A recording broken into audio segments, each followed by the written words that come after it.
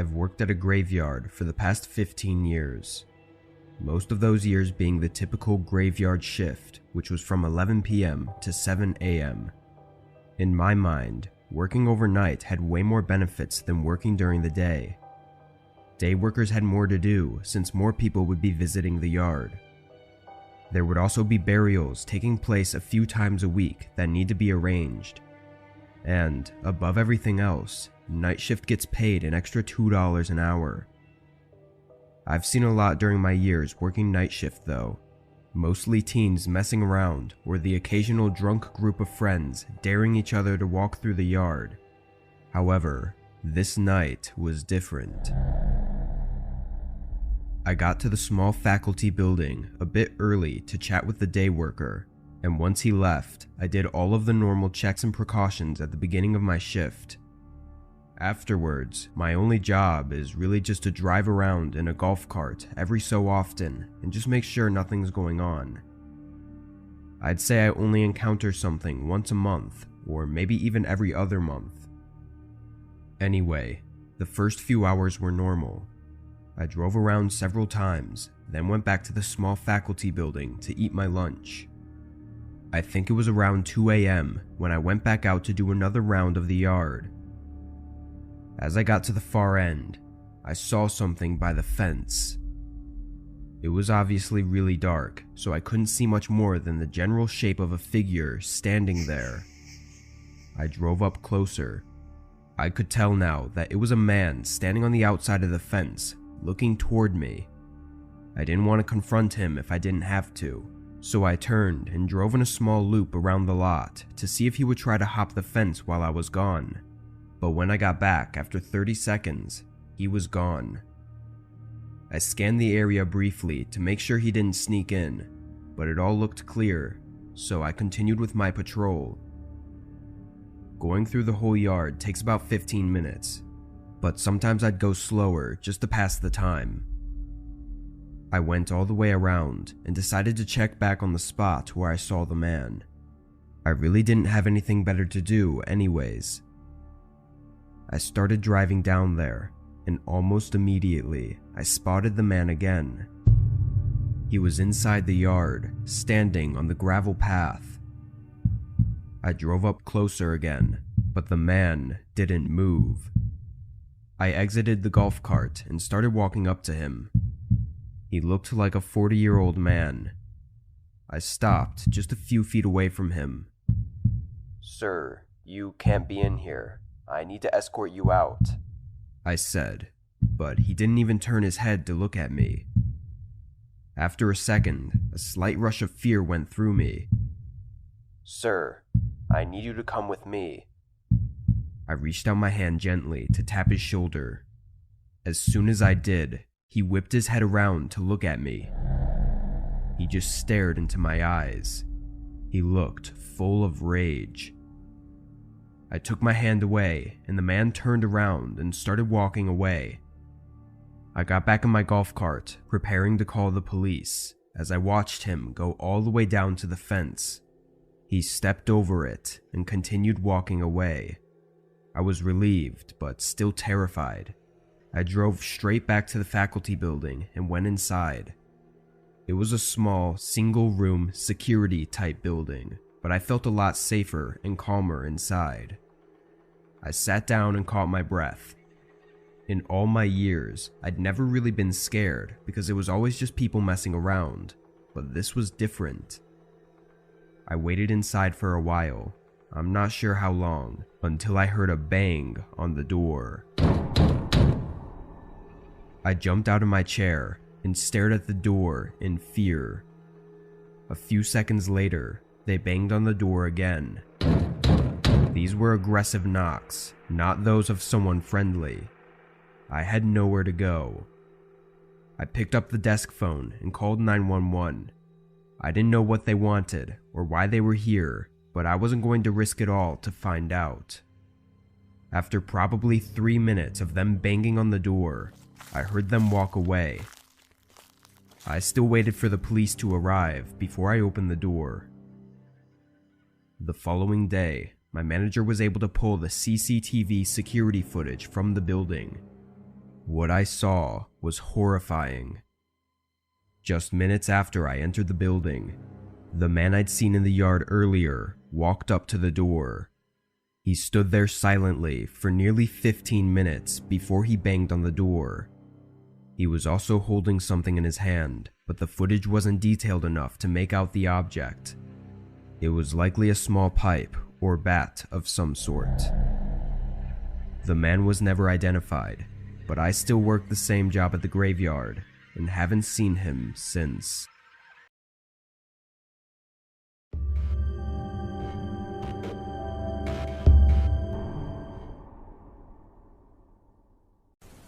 I'm a receptionist at a local hotel, and most of my shifts are overnight. I'm in charge of the front desk, and my main responsibilities are to check in guests, answer phone calls, and keep an eye on the security cameras. It's usually a pretty quiet job, since our hotel isn't the biggest or busiest. This night, the hotel was mostly empty. There were only a few guests staying with us. I was sitting at the front desk on my phone when I saw a man start walking towards the doors outside. I stood up and greeted him when he came inside. He looked up at me with bloodshot eyes and said, "I need a room for the night." He was definitely high on something, but regardless, I checked him in and gave him a key to his room. It was standard to allow walk-in bookings when the hotel was less than 75% full. He started walking toward the elevators, and I sat back down and pulled my phone out. A few hours later, I was sitting at the front desk when I heard a noise coming from the hallway. It was a thump sound, like a door trying to be forced open. I got up and walked around the corner to the end of the hallway. The man I checked in a few hours ago was standing there, trying to open up one of our maintenance doors. "Can I help you find something?" I asked. He looked over at me with those creepy eyes. I asked again, but he just stared at me. I wasn't really sure what to think. Maybe he was really high and looking for the vending machine or something. I don't know. I didn't want to anger the man though, so I went back to my desk and forgot about it. A good amount of time passed with no activity. No sounds from any of the rooms, nobody entering the building or walking through the halls. It was around 3 in the morning, and I did a small walk around the bottom floor just to keep myself awake and busy. As I got to the hallway by the front desk though, I heard a very sudden, loud banging coming from one of the rooms. I stopped and listened for a moment, then went up the stairs to the second floor, where I thought it came from. It was very quiet now, which made me somewhat nervous. I walked down the hall, hearing nothing, but when I reached the end, one of the room's doors was open. I listened again for a second before lightly knocking. Nobody responded. I cautiously peeked inside, unsure of what to expect. It seemed empty. I wasn't comfortable walking all the way inside though, so I couldn't really look around, but I was sure nobody was inside. I closed the door and looked at the room number. 112. That was the room I'd given to the man. I never saw him exit the building though. I quickly walked back down to the front desk. I looked at all the security cameras we had in the lobby and outside the building, but the man didn't turn up. I jumped. It was the hotel phone. One of the rooms was calling. I picked it up. "Hello, how can I help you?" There was a woman on the line, telling me about some man knocking on her door in the middle of the night. I apologized and assured her I would take care of it. I hung up and took a deep breath. I was getting really nervous now. I walked around the desk, but then again, the phone started ringing. It was someone else from a different room this time, saying he had the same experience as the other woman, someone knocking at his door in the middle of the night. I called the police right away. I stood by the front doors until they arrived, just in case I needed a quick escape. Luckily, they came before anything happened, but they didn't find the man. Instead, they found a broken window in his room, where he likely jumped out of.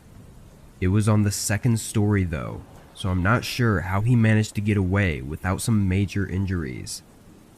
Later, while the police were still searching, they got a report that the car he used to pay for the room was stolen. It's unclear what the man intended to do or why he was knocking on people's doors. I'm thankful none of them opened their doors though, because this case could have been much worse if they had.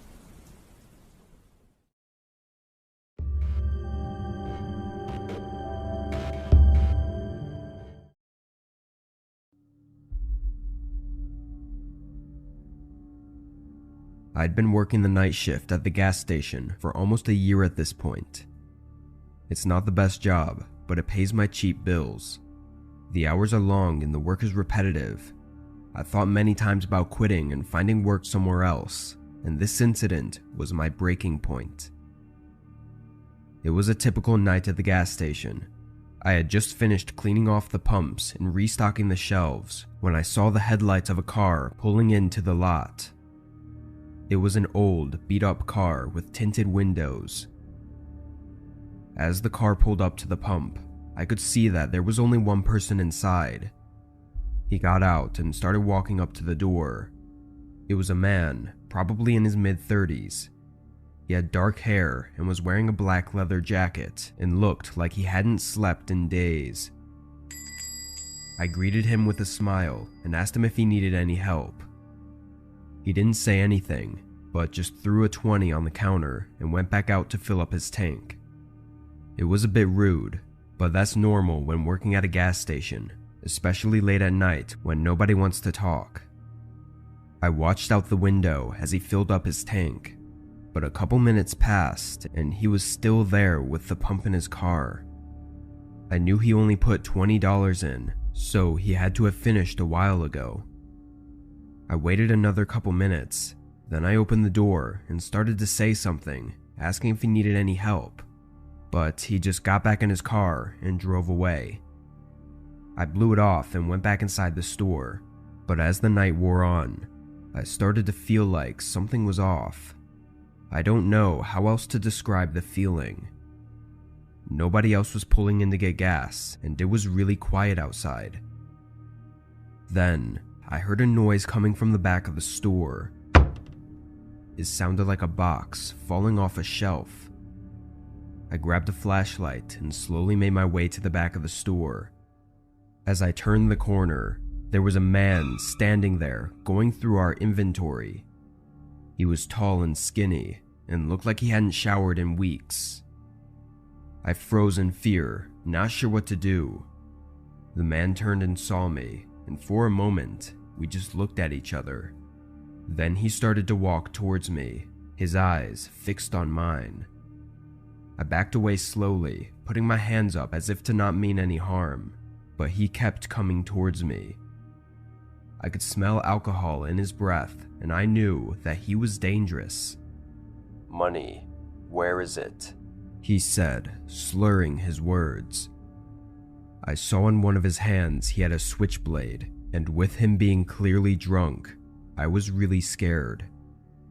I pointed toward the register, and he pushed me back to the counter. As I was opening the till, the man wandered around the store, making his way to the liquor section. He stashed a few expensive bottles in his backpack, then came back to the register. I put all the bills we had on the counter, being barely over $100. The man looked at it, then looked at me. "The f*** is this? I need more, man."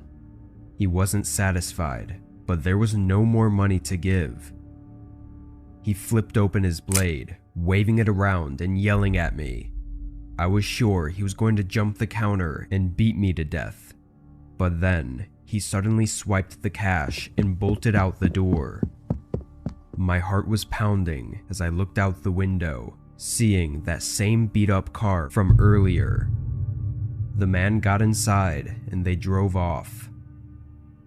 The police came a few minutes later, responding to the emergency button I pressed while the man was browsing the booze, but they weren't too helpful right away. Thankfully though, the cameras outside the building were able to pull a license plate from the car, and 4 days later, I was informed that both men were caught. Apparently they were homeless and had stolen the car. They then went on a crime spree, robbing as many stores as they could, mostly just of alcohol and money. I feel pretty lucky to have made it unharmed, because their erratic behavior sent one worker to the hospital after an encounter with them. A couple weeks later though, I quit my job and moved to work in the day shift somewhere else.